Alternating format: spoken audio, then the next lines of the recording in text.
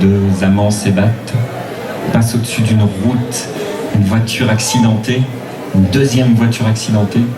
Il s'en est passé des trucs.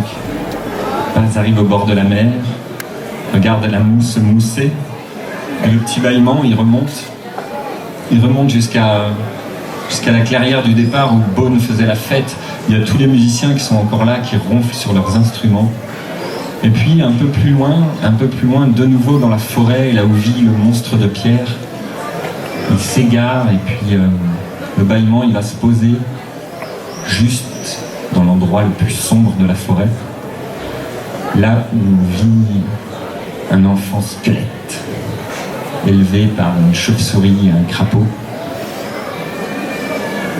J'ai écrit son histoire parce que, en fait, j'ai commencé à enregistrer quelques morceaux, et le copain qui m'a dessiné la pochette, il a dessiné un petit enfant squelette, et il m'a dit « Ah, tu pourrais écrire l'histoire de l'enfant squelette ». Alors, je l'ai fait.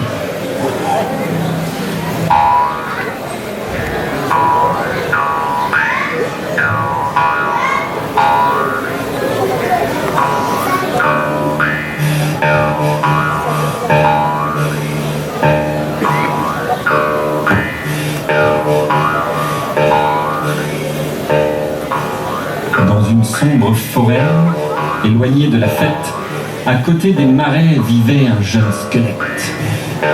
Élevé par crapaud et mémé chauve-souris, il nichait à l'abri des racines d'un banyan, mangeait des gros vers blancs, jouait avec des vies, enfance faite de magie et de sombres oripeaux.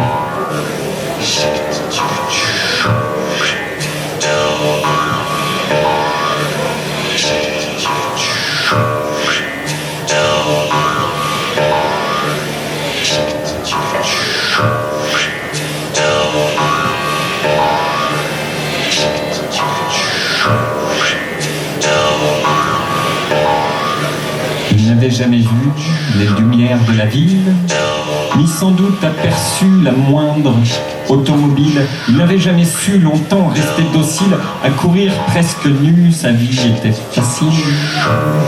Il s'était fabriqué une cape noire comme Mémé et singeait accroupi la démarche de papy, ne se demandant pas pourquoi il n'était qu'os, qui était le papa, la maman de ce gosse, pourquoi il n'avait pas deux belles ailes dans le dos, de la chair sur les bras, des verrues sur la peau. Et il vivait heureux, petit monstre insouciant, ignorant tout du jeu, de la folie des gens.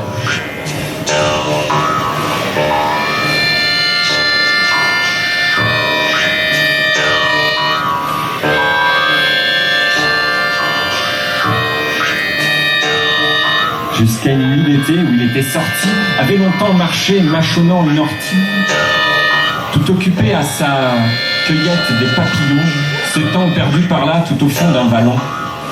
Soulevant une branche, il vit une maison.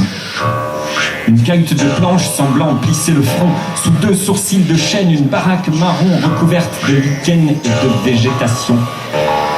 Et le petit curieux, comptant scruter discret, jeter un œil ou deux par une fente en secret, s'approchant comme un faune, tremblant de tout son être, sur la vieille boîte aux lettres, déchiffra le nom Beaune. Et son crâne d'enfant sourit de toutes ses dents, et malgré son jeune âge, malgré sa mémoire morte, rassemblant son courage, il sonna à la porte. Ding dong. Ça finit comme ça.